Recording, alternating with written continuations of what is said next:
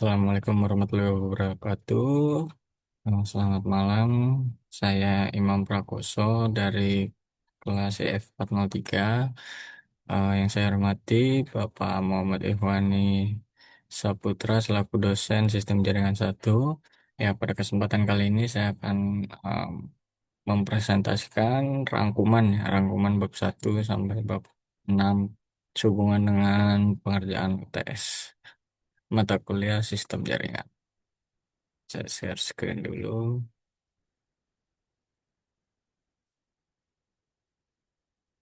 Nah, di bab satu yaitu Introduction to Network. Komunikasi itu sangat penting ya di dunia saat ini karena kita sangat ketergantungan ya, sama seperti ketergantungan kita pada udara, air, dan makanan. Nah, di dunia saat ini melalui penggunaan jaringan kita terhubung seperti yang belum pernah terjadi sebelumnya. Kita terkoneksi ke dunia tanpa batas dan saling terhubung, dan bisa menciptakan komunitas-komunitas global. Nah, network components ini ada host role ya. Setiap komputer yang terhubung ke jaringan itu disebut host.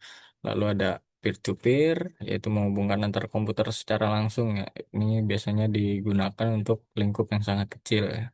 Biasanya di rumah seperti itu. Lalu end device ada tempat asal pesan atau tempat diterima pesan seperti PC atau mobile, handphone.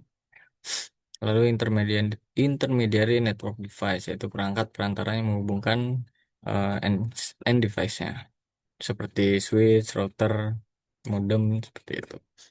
Lalu ada network media, ini komunikasi melalui jaringan dilakukan melalui media yang memungkinkan untuk pesan berpindah ke sumber tujuan seperti kabel fiber optik ya.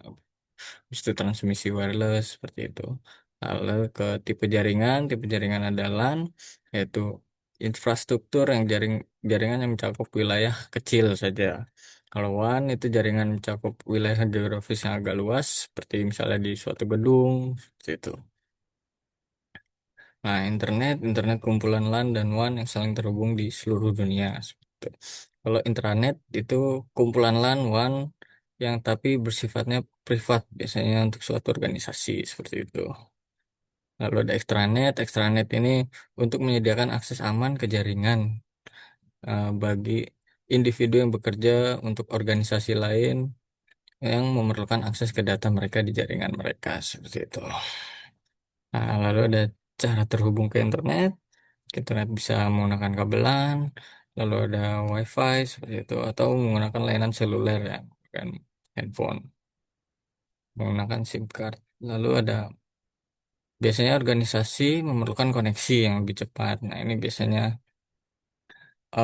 terhubung dengan telepon, ya kan? Ini untuk konferensi video dan juga sebagai pusat penyimpanan data seperti itu.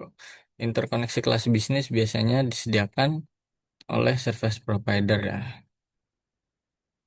Nah, dua jenis utama keamanan jaringan yang perlu diperhatikan.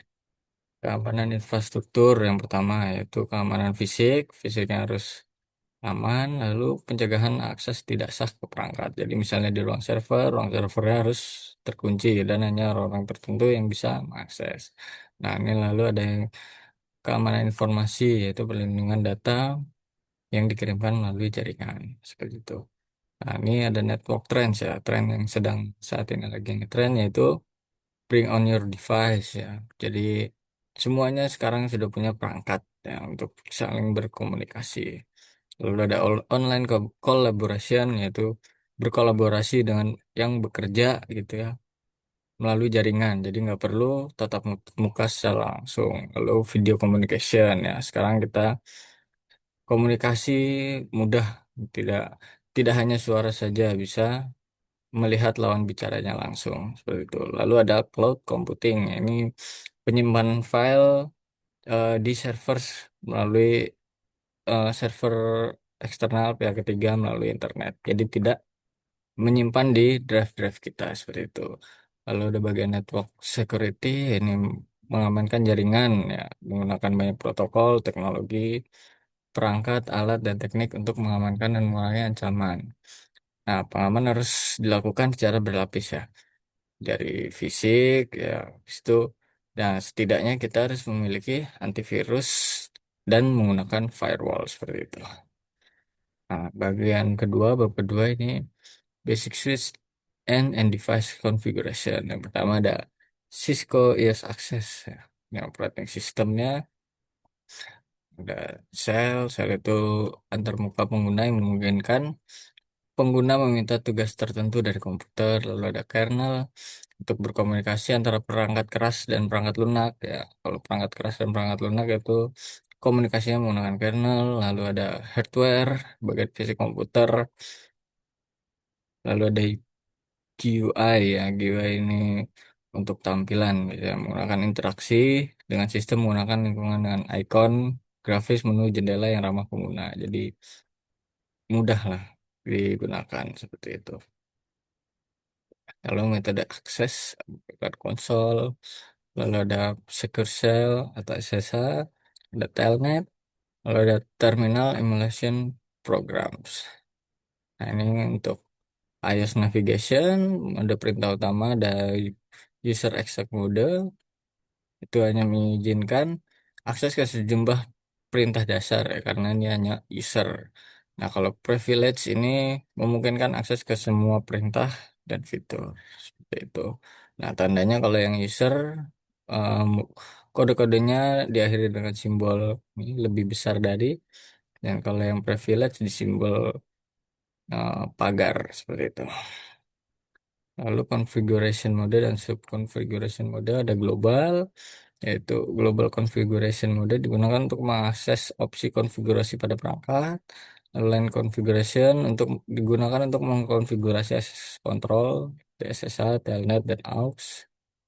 Interface configuration mode digunakan untuk mengonfigurasi port switch dan router seperti itu.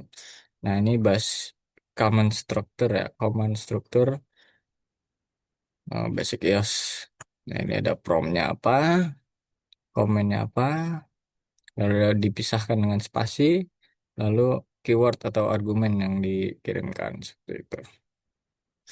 Lalu basic device configuration itu yang paling pertama adalah device name ya. Jadi setiap perangkat harus ada perintah apa mengkonfig nama device-nya apa. Lalu password, lalu kita mau set password ya. Semua perangkat harus membatasi akses administratif dengan pengamanan privilege exec. Lalu ada port dan address ya, kita setting IP. Nah, IP address penggunaan alamat IP adalah cara utama untuk memungkinkan perangkat menemukan satu sama lain. Jadi setiap perangkat itu harus ada IP ya untuk kita koneksi dengan pihak lain seperti itu. Siapa sebenarnya kita itu bisa lewat IP. Ada subnet mask, lalu ada default gateway ya. Ini alamat IP router yang akan digunakan host untuk mengakses jaringan jarak jauh. Lalu ada interface dan ports, kemungkinan jaringan berlangsung pada perangkat pengguna akhir antar muka perangkat jaringan dan kabel yang menggunakannya. Jenis media jaringan meliputi kabel tembaga berpasangan, kabel serat optik, atau kabel koaksial atau wireless seperti itu. Nah, ini cara konfigur IP address ya. Nah, biasanya IP address itu bisa di set secara manual atau secara otomatis menggunakan Dynamic Host Configuration Protocol atau DHCP ya. Jadi kalau misalnya terkadang kalau di suatu organisasi seperti di organisasi saya itu DHCP-nya nggak jalan karena IP-nya sangat terbatas. Jadi harus di set secara manual. Seperti itu. Protokol dan model. Nah, ini protokol itu intinya adalah aturan ya. Aturan dalam kita eh, berkomunikasi seperti itu. Nah, ini komunikasi fundamental yang elemen penting yang pasti ada dalam suatu komunikasi, yaitu harus ada sumber, harus ada tujuan, dan harus ada medianya. Harus ada yang menyediakan jalur komunikasi terjadi. Nah, ini komunikasi protokol. Protokol itu semua komunikasi itu harus diatur oleh protokol ya. harus ada aturannya seperti itu. Lalu rule establishment, protokol harus memperhitungkan syarat berikut. Protokol itu harus mengidentifikasi penerima dan pengirim, menggunakan bahasa yang umum, lalu juga harus memiliki kecepatan dan waktu pengiriman yang standar seperti itu. Nah, ini network protocol requirements ya. Kebutuhannya yaitu yang harus dimiliki sebuah protokol, pertama MINSEC encoding, yaitu mengubah informasi dengan menjadi bentuk lain agar tidak mudah dibaca yang bukan penerima, message formatting dan encapsulation. Nah, ini harus menggunakan format yang standar. Lalu ada message size, harus harus dalam format yang sesuai pada mediumnya. Lalu ada message timing, yaitu flow control, mengatur kecepatan transmisi, ada respon timeout, mengatur berapa lama perangkat menunggu ketika tidak dapat respon, akses method, yaitu menentukan kapan seseorang dapat mengirim pesan. Itu ada, lalu ada juga message delivery option ya. Kita mau ngirimnya one to one, antar user atau multicast one to many atau broadcast one to all ya. Ini bedanya kalau multicast itu one to many tapi dipilih ya. Sebenarnya nggak ke semua orang. Sementara kalau broadcast itu untuk semua seperti itu. Nah ini jenis protokol ada empat ya.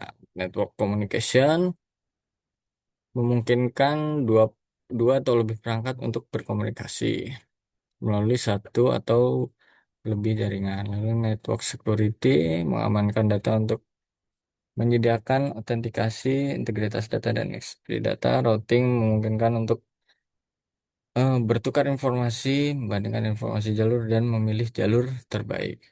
Lalu ada service discovery digunakan untuk mendeteksi otomatis perangkat atau layanan.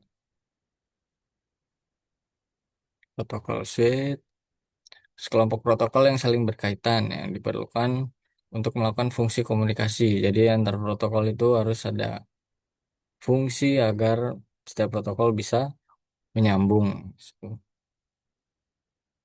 Nah, ini misalnya ada ada TCP/IP, lalu ada YOSI protokol seperti itu. Ini TCP ini yang paling umum digunakan oleh internet ya, Internet Engineering Task Force. Ada OSI dikembangkan oleh ISO dan International Telecommunication Union. Nah, ini organisasi standar ya. Terus internet standar ada ISO, ada IAB, IETF, ada IRTF gitu. Nah, untuk Electronic Communication Standard ada IEEE, ada EIA, TIA, nah, seperti itu. Lalu ada ITUT, itu. Nah, ini langsung kita ke sesi 4 ada layar fisik, skala layar. Nah, intinya sebelum komunikasi dapat terjadi, fisiknya harus koneksi fisiknya harus dibuat maupun lewat kabel maupun wireless seperti itu. Nah, ini standar lapisan fisik membahas tiga area fungsional yaitu komponen fisik, perangkat keras untuk mengirimkan sinyal, lalu ada pengkodean, kita ngirim datanya lewat kode yang merubah aliran bit menjadi format yang dapat dikenali oleh perangkat penerima, lalu pemberian sinyal. Nah, metode pensinyalan itu dengan cara nilai bit ya 1 0 dipresentasikan pada media fisik yang bervariasi berdasarkan jenis media yang digunakan. Lalu ada bandwidth. Bandwidth adalah kapasitas media ya, untuk membawa data. Jadi setiap perangkat punya bandwidthnya masing-masing, ada batasnya gitu. Kita seberapa besar kita mengirim data. Nah, ini media transfer data. Ada yang pertama ada Cooper cabling, ya, cabling, ya, menggunakan kabel tembaga. Lalu ada UTP cabling, yaitu menggunakan ini kabel tembaga langsung. Ini kabel UTP ya, yang ada 8 gitu ya, yang dipilin. Lalu ada fiber optik, kabel kabel fiber optik yang menggunakan kaca. Lalu ada menggunakan wireless seperti itu. Nah, ini sesi 5 merancang pengelamatan jaringan ya. atau memberikan alamat, itu ada IP4, IP address versi 4 ya. Nah, ini biasanya dibagi 32 bit dibagi menjadi 4 bagian nih. Contohnya 192.1.168.0.1 seperti itu. Nah, ini private address ini tidak digunakan pada jaringan internet dan harus ditranslasikan dulu ya ke ke IP publik agar dapat digunakan jaringan internet. Jadi eh, IP lokal kita nggak akan terdetek ke user yang lain. Jadi kita menggunakan semacam provider atau kita mempunyai host lah ya. Ya. Ini IP publik untuk dikenali oleh pihak luar seperti itu. Nah, ini ada beberapa special address ya. Ini untuk loopback, ini host kita kalau misalkan kita tidak ada jaringan, seperti itu. Lalu penerapan IP address. Nah, ini seperti yang sudah saya sampaikan. Ada static address, yaitu penerapan IP address ya. Jadi kita menginput manual IP addressnya. Lalu ada dynamic address. Ini addressnya disediakan secara otomatis oleh DHCP seperti itu. Nah, ini lalu ada bagian subnetting. Subnetting itu teknik dalam jaringan komputer yang digunakan untuk membagi satu jaringan IP besar menjadi beberapa jaringan IP yang kecil seperti itu. Tujuannya untuk mengoptimalkan penggunaan alamat IP. Jadi dan juga bisa untuk eh, meningkatkan keamanan dan mengurangi kemacetan lalu lintas jaringan. Ada sesi 6 ada konfigurasi switch, jaringan komputer, unsur-unsur yang membentuk jaringan. Ya, ada perangkat yang digunakan untuk berkomunikasi seperti laptop, handphone, seperti itu. Kalau ada medium atau media yang digunakan, ada pesannya, apa yang disampaikan, lalu ada aturannya, yaitu menggunakan protokol seperti itu. Nah, ini Ethernet ya. Ethernet ini merupakan protokol jaringan yang bekerja di lapisan data link dan lapisan fisik dari model OSI. Ethernet ini merupakan metode akses jaringan yang paling umum digunakan, yaitu menggunakan kabel LAN ya. Ethernet umumnya menggunakan hub dan switch untuk menghubungkan perangkat-perangkat lain dengan media kabel tembaga seperti itu. Lalu ada hub. Hub ini perangkat untuk meregenerasi sinyal yang masuk dan mendistribusikannya. Jadi untuk bikin cabang lah satu kabel seperti itu. Nah, ini hub ini dianggap sebagai perangkat bodoh ya. Karena dia mengirim data ke semua orang tanpa ada sarana untuk filter. Jadi kita ada sumber misalnya portnya ada 4 ya dikirim ke 4 portnya itu. Seperti itu. Nah, lalu ada switch. Ini sebenarnya sama ya. Hub dan switch itu bedanya adalah hub tidak bisa diatur, kalau switch ini bisa diatur gitu.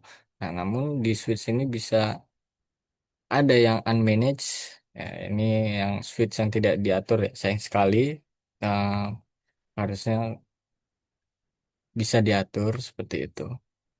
Unmanaged ini tidak memerlukan konfigurasi, tinggal colok kabel langsung bisa untuk mengirim data ke semua port. Ya, ini fungsinya sama seperti hub. Nah, ini switch manage dapat diatur melalui antarmuka web atau CLI. Dapat memisahkan jaringan dalam satu switch fisik menjadi beberapa jaringan virtual dan dapat mengatur akses port, filtering MAC address, VLAN tagging, dan dapat mengatur prioritas lalu lintas jaringan. Nah, jadi switch yang manage ini bisa mengatur nih kita mau yang lebih cepat ke port yang mana seperti itu. Nah, kalau di manage ini akan menghindari ya looping jaringan. Looping jaringan nanti jaringannya muter di situ aja seperti itu. Lalu ada faktor pemilihan perangkat jaringan ya. Kita juga harus milih-milih untuk membeli perangkat jaringan pertama dari harga, kecepatan yang kita butuhkan, lalu kemampuan ekspansi seluas apa, kemampuan konfigurasinya, fitur dan set layanan tambahannya. Nah, ini faktor pertimbangan penempatan perangkat jaringan. Proses kelistrikan ya terhindar dari listrik statis. Posisi peletakan perangkat switch, posisi klien yang terhubung, keamanan dan kerapihan instalasi. Nah, hmm, mungkin cukup sekian dari saya terkait rangkuman bab 1 sampai bab 6. Kurang dan lebihnya mohon maaf. Saya akhiri. Assalamualaikum warahmatullahi wabarakatuh.